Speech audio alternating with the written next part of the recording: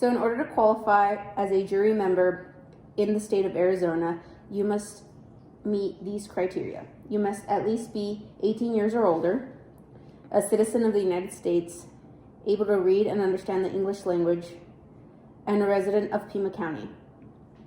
Also, you must have not been convicted of any indictable offenses in any state or federal court, and must not have any physical or mental disability which would prevent the person from properly serving as a juror. Please consider that the judiciary will provide reasonable accommodations consistent with the Americans with Disabilities Act. Do you fall under any of these requirements? Wait, do I meet all of them? Yes. Yes. All right.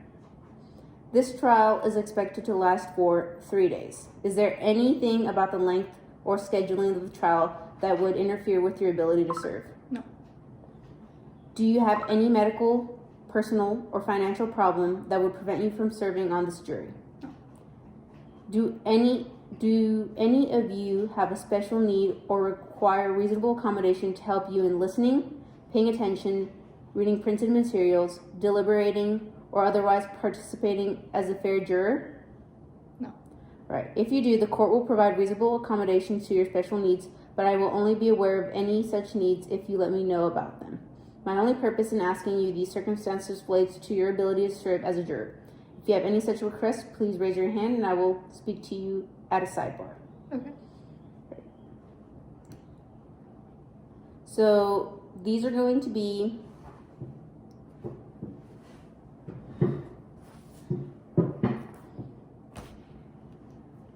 the lawyers and the defendant. Okay. Do any of you know either any of the lawyers? Has either I or them or anyone in their office ever represented you or brought any actions against you? No. Do you know Mr. Robinson? No. That is the defendant. Okay. Right. So the potential witnesses are Karen Smith, Roy Rogers, as well as Katie Crosby. Okay. Do you know any of the potential witnesses? No. They're also listed in that file. Yes. I have already briefly described the case. Do you know anything about this case from any source other than what I've just told you? No. Are any of you familiar with the area or address of the incident? No. Have you ever served on a jury before today, here in Arizona, or in any state court or federal court? Yes. Have you ever sat as a grand juror? No. Do you know anyone else in the jury box other than as a result of reporting here today? Would your verdict in this case be influenced in any way by any factors other than the evidence in the courtroom, such as friendships, family, relationships, or type of work that you do? No. Is there anything about the nature of the charge itself that would interfere with your impartiality? No. Have you ever been a witness in a criminal case regardless of whether it went to trial? No. Have you ever testified in any court proceedings? No. Have you ever applied for a job as a state or local police officer or with a sheriff's department or county jail or state prison? No. Have you or any family members or close friends ever worked for an agency such as the police department, prosecutor's office, the FBI, the DEA, or a sheriff's department, jail, or prison, either in Arizona or elsewhere? Yeah. As a general proposition, do you think that a police officer is more likely or less likely to tell the truth than a witness who is not a police officer? In my opinion, In your opinion? everyone lies. I don't see favoritism. Would any of you given greater or lesser weight to the testimony of a police officer merely because of his or her status as a police officer? No. Have you or any family member or close friend ever been accused of committing an offense other than a minor motor vehicle offense? Have you or any family members or close friends ever been the victim of a crime, whether it was reported to law enforcement or not? No. Would you have any difficulty following the principle that the defendant on this trial is presumed to be innocent and must be found not guilty of that charge unless each and every essential element of an offense charge is proved beyond reasonable doubt. No. The indictment is not evidence of guilt. It is simply a charging document. Would the fact that the defendant has been arrested and indicted and is here in court facing these charges cause you to have a preconceived opinion on the defendant's guilt or innocence? No, not really. I have already given you the definition of reasonable doubt and will explain it again at the end of the trial. Would any of you have any difficulty in voting not guilty if the state fails to prove the charge beyond reasonable doubt? No. If the state provides each element of the alleged offenses beyond reasonable doubt, would you have any difficulty in returning a verdict of guilty? No. The burden of proving each element of crime beyond reasonable doubt rests upon the prosecution, and the burden never shifts to the defendant. The defendant in a criminal case has no obligations or duty to prove his or her innocence or offer any proof relating to his or her innocence.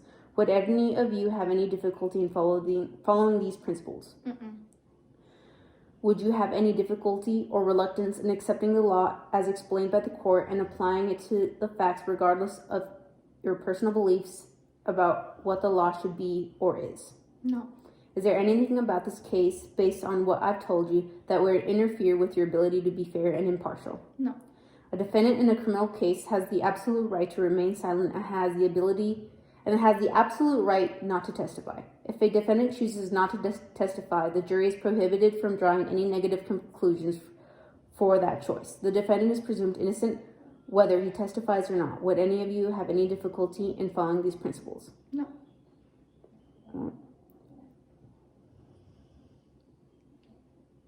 Is there anything, whether or not covered by the previous questions, which would affect your ability to be fair and impartial, to be a fair and impartial juror, or in any way be a problem for you serving on this jury?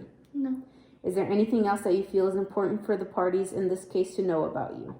No, I'm good. All right, you have answered a series of questions about criminal trials and criminal charges. Now, we would like you to learn a little bit about each of you. Please tell us the type of work you do, whether you have done any type of work which is substantially different from what you do now, whether you served in the military, what is your educational history, who else lives in your household, and the type of work they do, whether you have any children living elsewhere and the type of work they do, which television shows you watch, any sources from which you learn the news, example, the newspapers you read, or the news channels you watch, any sources from which you learn the news in general. If you have a bumper sticker that does not pertain to a political candidate, if so, what does it say? And what do you do in your spare time, and anything else you feel is important?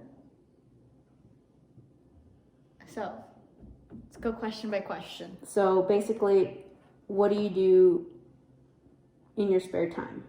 I paint. Okay, do you paint anything what do you paint? I have flowers, landscape, pretty stuff, the sunset, oceans. Do you have any bumper stickers on your car? No. You wouldn't put a bumper on a Bentley. What is your educational history? College, Bachelor's, associates, what kind of degree? just community bachelor's, In what? esthetician, Okay. Where do you usually get your news from? the TV. So Fox News, CNN. All right. Where do you currently work? I am an esthetician Okay. in masseuse.